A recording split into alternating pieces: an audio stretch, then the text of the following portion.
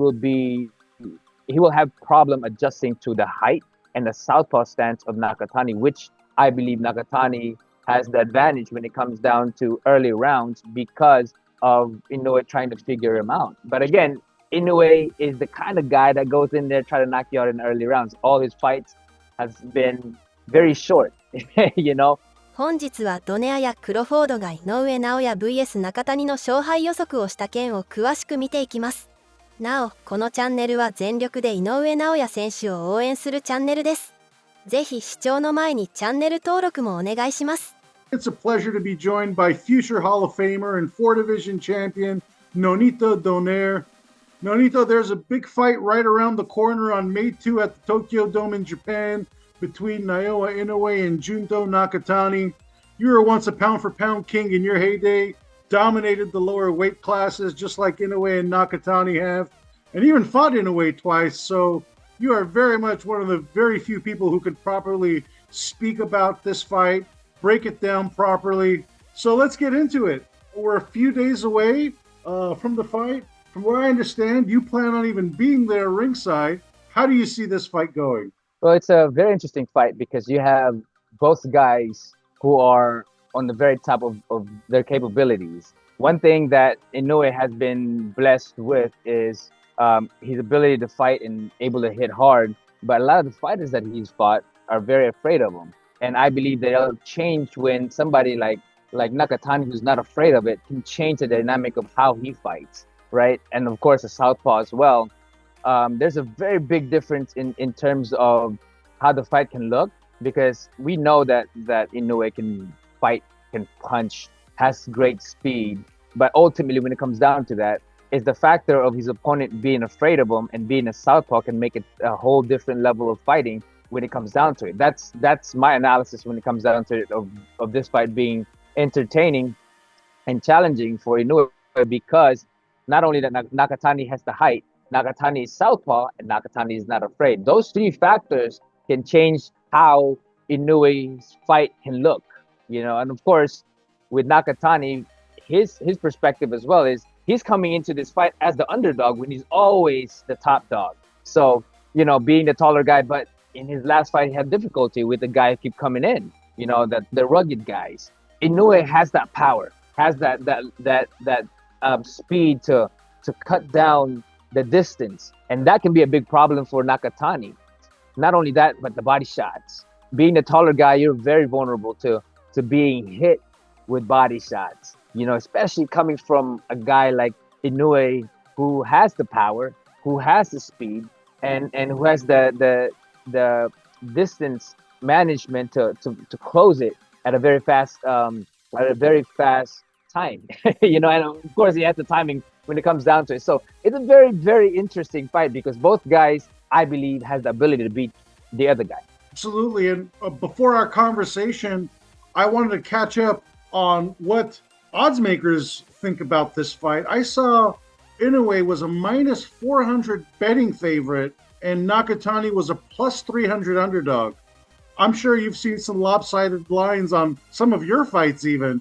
Do you think this fight is that wide? I don't think this fight is that wide because when it comes down to it, we've seen that Inoue gets hit with the left hook, but then he gets hit with the left eventually for everything else. I mean, Neri hit him with the left hook. I hit him with the left hook. So we see that vulnerability. All the people that knocked him down or hurt him has been coming from the left, right? So the southpaw stance, I believe, would be more dangerous for Inoue rather than the what he's so used to, right? And he hasn't fought enough southpaw to be able to feel comfortable as it is with an orthodox. That's my assessment when it comes down to it. I believe that he will have problem adjusting to the height and the southpaw stance of Nakatani, which I believe Nakatani has the advantage when it comes down to early rounds because of Inoue trying to figure him out. But again, Inoue is the kind of guy that goes in there try to knock you out in early rounds. All his fights has been very short, you know. But at the end of the day, you get a guy at a higher level. Could be a big difference in changing the whole system of how Inoue fights. And we've seen Inoue fight you twice. The first one, the 2019 Fight of the Year, you gave him hell. You broke his eye. It was it still stands as the toughest fight of Inoue's career. And the second time it was over in just 2 rounds, a different result in 2022. How would you describe your fights with Inoue, and was he the toughest opponent of your career? Well, it's hard to gauge knowing my capability at that time and knowing at my best. It's hard to gauge it whether it could be the hardest fight, because I've been through fights where it doesn't look like the guy is a good fighter, but it was a tough fight. So, but ultimately when it comes down to skills, I would say Inoue has, or one of the top guy to say that I can say is one of the best fighters that I've fought, and considerably could be the toughest guy I fought as well. So what would you say are his strengths that make him so special? He's the ring's #2 pound-for-pound guy, 4-division champion, undisputed at 122, undisputed at 118, has been an active champion for well over a decade, over 25 world title fights. But from a skill standpoint, what do you think makes Inoue special? I think his power is one high factor, because it takes away a lot of his opponent's will to fight. But he does have those amazing timing and those quick movement. He's not quick all around, but he's quick when it comes down to attack. And that's all he needs, is to be able to close the distance at a very short amount of time. But that's what makes him very dangerous, because he has the power, he has the speed to shorten the distance, and the timing to do it when he needs to do it. So those factors makes him very dangerous, because not only that he has the power, but he knows when to attack. And on the tail of the tape, Nakatani has quite a few advantages. He's 5 years younger at the age of 27. He's 3 inches taller. You talk about his southpaw capability. If you could boil this down in the most simplest way, what does Nakatani need to do to beat Inoue? I think that Nakatani needs to continuously use his straight as a jab rather than his jab. So that way it stops Inoue from coming in, because it'll be right down the middle. As compared to using the jab, Inoue can slip it and get in. But if you throw in a straight, it puts him in an angle where he can shift off or step back and not be in harm's way. But he needs to learn to know how to fight in that far distance rather than take over and try to close in. That's going to be a detriment to his style. But to throw the straight as a jab would be the key to beating Inoue. And you mentioned the shocking knockdowns that Inoue has endured over the last 2 years. He's been knocked down twice, once by Luis Neri, last year by Ramon Cardenas. He's 32 years old now, and it just so happens to be the same age that you started to lose a little bit off your fastball, right? When you lost to Rigondeaux, you lost to Walters. Do you think Inoue is at that stage of his career where this will be the night that he grows old in front of us and loses? I don't think so. Not this Nakatani fight. I think there's a lot of rivalry between them. When I fought Rigondeaux, I didn't really put any thought into that fight, where I just kind of looked past him, But I believe that with Inoue and Nakatani, there's a lot of rivalry, being the Japanese and being the best in Japan and all of that stuff. I think that both guys will bring the best of what they can do. So do you think there'll be an official passing of the torch that night? Let's get the official prediction. What is it? You know what? Again, both guys are capable of beating each other. Inoue still has a lot of capability of beating anybody out there. But Nakatani as well, it's still pretty much in that level that, he can beat Inoue as well. So will it be passing of the torch? There's a possibility of that.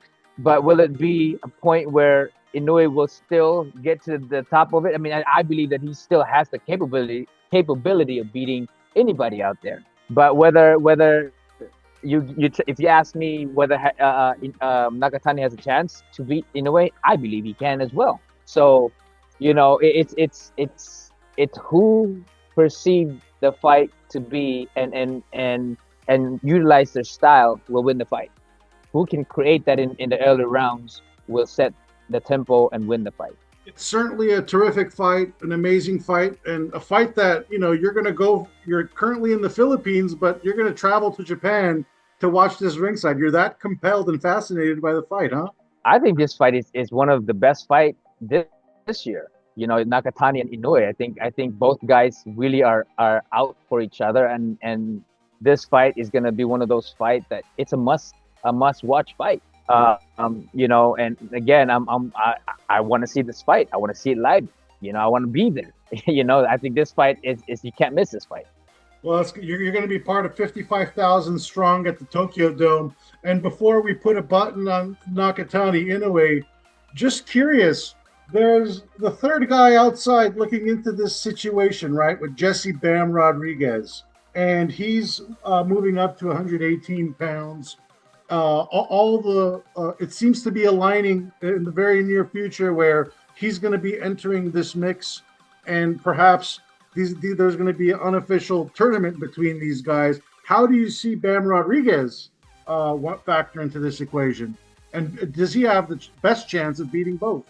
I think Bam has all the skills. When it comes down to just technicality, the way Bam fights, the way everything is, Bam is definitely up there and can beat the guys. The question is he big enough to utilize his dominance, his body, his style?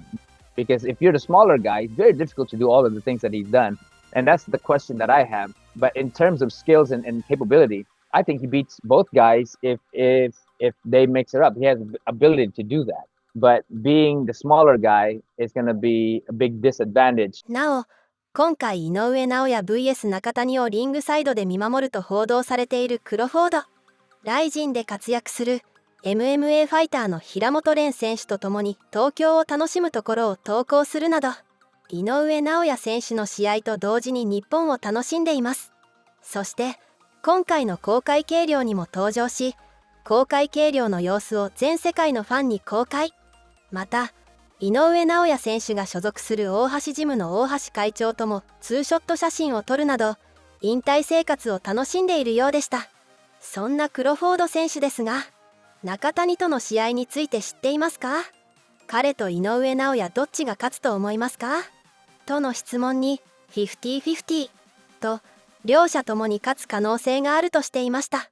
以上、今回は井上尚弥 vs 中谷に集まった勝敗予測をまとめてみました。